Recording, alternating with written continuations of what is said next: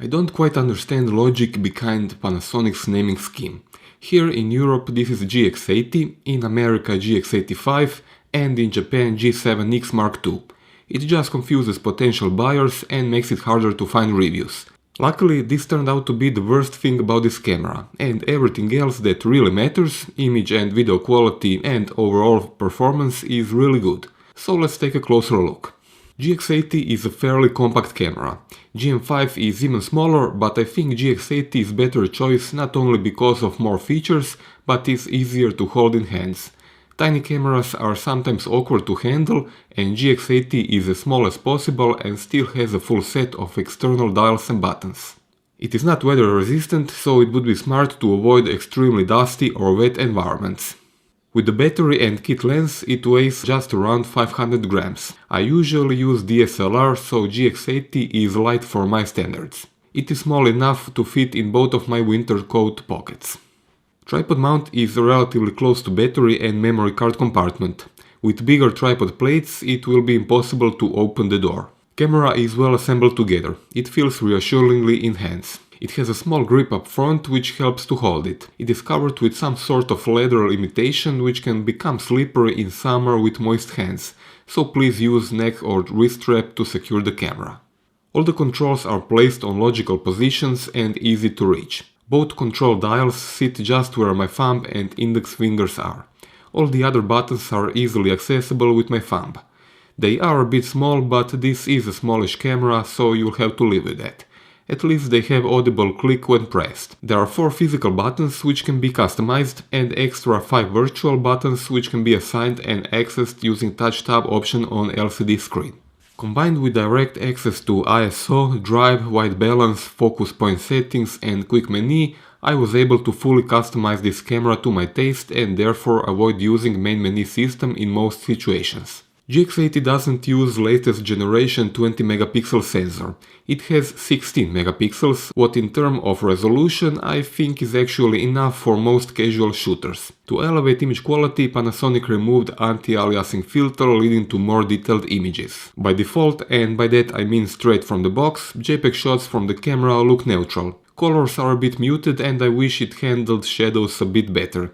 They can be quite dark. Details are really well preserved. One can really notice this is a camera without anti-aliasing filter. Here's an example. Take a look at the tree in the middle and souvenir shop sign. Compared to RAW files, GX80 pulls out a lot of details while keeping noise practically invisible. All of this can be fine-tuned in camera, but best quality as always is available from RAW files. Dynamic range is okay, but not great. GX80 has a few years old sensor technology, and while it can pull a lot of details from shadows or highlights, it is not as good as the latest generation of Sony sensor in Sony and Nikon cameras. If you seek absolute ultimate image quality, let's say for landscape photography, it's maybe better to look elsewhere. But for majority of everyday photography, there is nothing wrong with GX80, and personally I wouldn't have any objection if this was my camera. Noise on high ISO values starts to be visible already at ISO 800, and ISO 3200 is the highest regularly usable ISO for my taste. ISO 6400 is a bit too noisy and 12800 is even worse. Overall it's not bad, but I wouldn't label GX80 as a low-light camera. You can get better results from Sony Alpha 6300 or Nikon D5500. GX80 is more of an all-round travel camera, small with a lot of features and good image quality, but not made for extreme low-light situation or pixel-peeping landscape work. Sensor is stabilized, so no matter what lens you use, it will be stabilized. With Panasonic lenses which already have optical stabilization, both of them can be used at the same time to make an even better effect. Here's a quick look at the sensor when the camera is turned off. You can clearly see it floating inside. But once I turn the camera on, sensor centers in the middle and begins to counteract my movement. This camera has both mechanical and electronic shutter. Electronic shutter has range from 1 second to 1/16,000 and mechanical goes from 60 seconds up to 1/4000. I prefer electronic shutter for absolutely silent operation, but some issues may arise. Rolling shutter can be seen when panning, and under some artificial light sources, photos can have streaks across them. Mechanical shutter is immune to these problems. I think it is best to leave this setting to auto because camera will always use mechanical when possible and switch to electronic only for high shutter speeds. Mechanical shutter is rather quiet, so I don't think electronic will be needed often and only in extreme situations. GX80 also has silent mode, which when enabled makes the camera as stealthy as possible. It activates electronic shutter, disables all camera sounds, flash and autofocus assist lamp. Excellent stuff when you want to take images without being noticed or distract your subject. These are mechanical shutter sounds at various burst settings. It is very quiet in real life.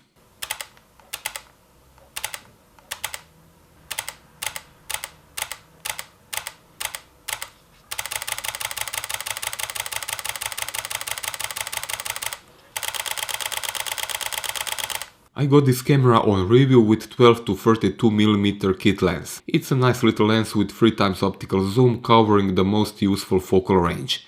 It is collapsible, which makes the camera truly portable. Its only limitation is relatively slow aperture, f3.5 to 5.6, what is not great for low light or subject and background separation.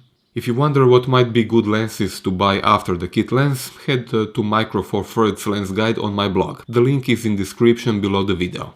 GX80 has 49 point contrast detect points and a whole range of advanced settings for them. For everyday use, I think single point is the best one, as it allows changing focus point size and free positioning using touch LCD.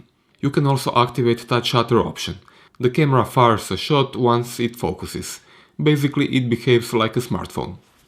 I would like to point out a very clever way of changing autofocus points when using electronic viewfinder. You see LCD is turned off, but touch control remains active. By moving my finger across LCD, I am able to move autofocus point inside viewfinder. This is really clever stuff and much easier than endless pressing of the multi-way controller. Spot metering is linked to active autofocus point. This is a feature usually found on more expensive cameras. Thank you Panasonic for including it here. Video recording is a segment of this camera I decided to make a separate review since it is quite good and deserves a more closer look. If you want to know how it performs in just a few sentences, rest assured it is great. 4K resolution delivers lots of details without moire or compression artifacts. All manual controls are available, including peaking and zebra. My biggest complaint is the lack of 3.5mm input for external microphone. By default you are stuck with the built-in microphone, which doesn't handle wind noise that good. LCD has 3 inches diagonal, 1 million dots, perfect viewing angles and quite decent daylight visibility. Touch control works very good, supports multi-touch and is active for all functions on the camera. Menu, quick menu, autofocus points, playback and so on. With motorized lenses you can zoom them electronically using touch control. It is tiltable 90 degrees up and 45 degrees down, what is good for photography, but for video I would prefer side hinge articulation, which would enable to see myself when filming. Essential stuff for YouTubers.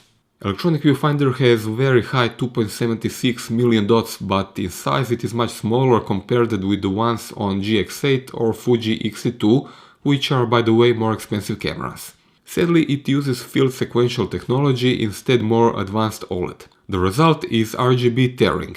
When I move my eyeball, small rainbows are visible inside viewfinder. Panasonic GX7 also suffered from this, but I have a feeling it is not as much pronounced in the new GX80 and I think I could live with it. GX80 is a bit slow switching image from LCD to EVF and back again. It takes around 1.5 seconds to go to EVF and a bit under a second back to LCD. This is similar performance to Sony Alpha 6300, but much slower than Panasonic GH5, which is the fastest camera I use so far. Small pop-up flash is built in and it has my favorite feature.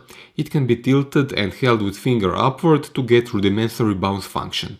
Here's an example of direct flash photo and the one with flash pointed at the ceiling. Battery provides around 300 shots or around 1 hour of video recording from a single charge in normal use. When used for time-lapse, I managed to get around 1000 shots with battery still half full. That means battery is mostly drained when LCD or EVF are active. It doesn't matter a lot how many shots are taken. Battery is recharged inside camera using supplied AC adapter and micro USB cable. It is not possible to charge the camera and use it at the same time as would be the case with smartphones. It takes around 3 hours to fully recharge. External charger is not part of the retail package, but you can buy it separately. Standard SDHC memory cards are supported. Be sure to have the fast ones labeled as U3 for 4K video recording. GX80 has only micro HDMI and micro USB 2.0. There is no microphone input or headphones monitoring output. Wi-Fi connection works flawlessly. In order to connect to smartphone, you need to install free Panasonic image application. Next step is to select new connection on the camera and then remote shooting. Select GX80 in Wi-Fi networks list on the phone, launch the application, and finally confirm connection on the camera. And that's it. Now you can view or transfer images to phone or control camera remotely.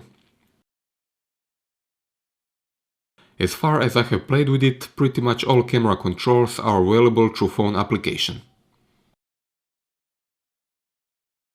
Quick Menu has often used settings and is easy to navigate using multi-way controller, twin dials or touch interface. It can also be programmed to your liking. In combination with 4 physical, 5 virtual and several direct external buttons, this camera can be customized to the extent you will probably never need to use main menu. When talking about main menu, it is the same as on any other Panasonic camera. Options are generally well spread across various tabs, but there are a lot of them and it might be a bit overwhelming for inexperienced users.